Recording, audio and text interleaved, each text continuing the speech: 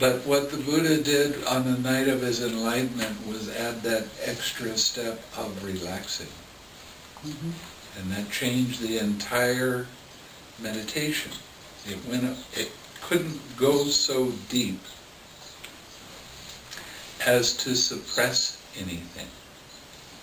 You couldn't make your attention stay just on one thing when you add that relaxed step. It's like you don't have the relaxed step, your mind just points and just stays on that point.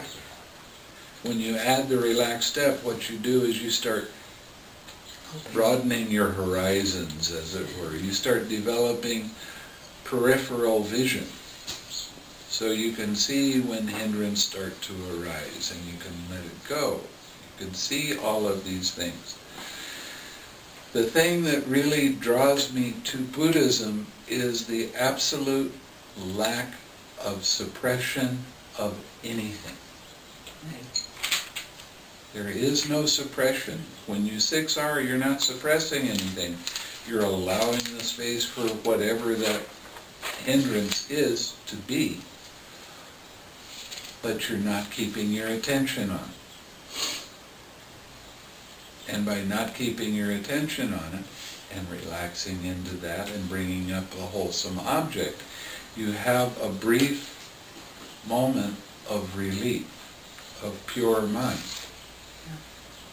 And you keep bringing that pure mind back to your object of meditation.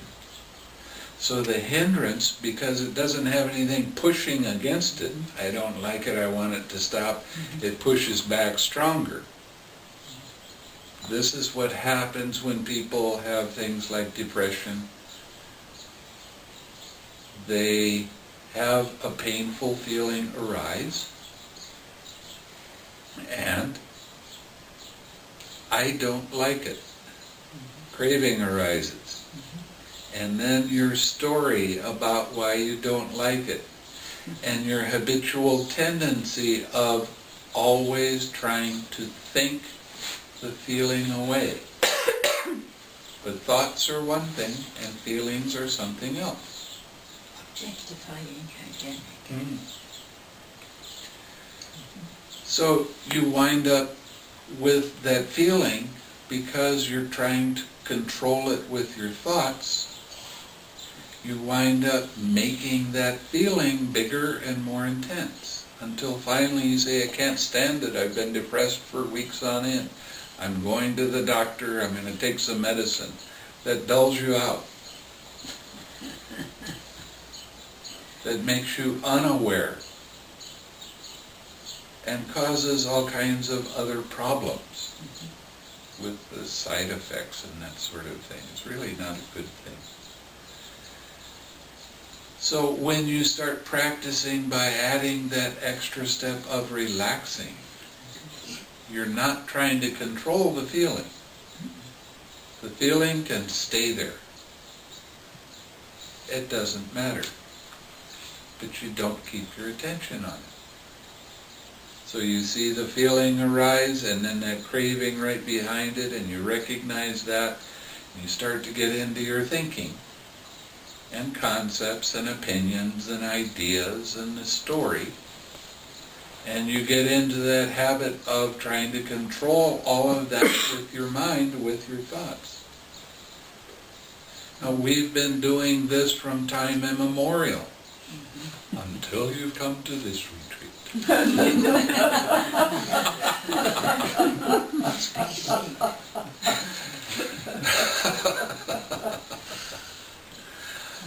Until the Buddha came around to show us that there is no separation between mind and body. Mind and? Body. Yeah, sure. And you need to be able to recognize what's happening in both.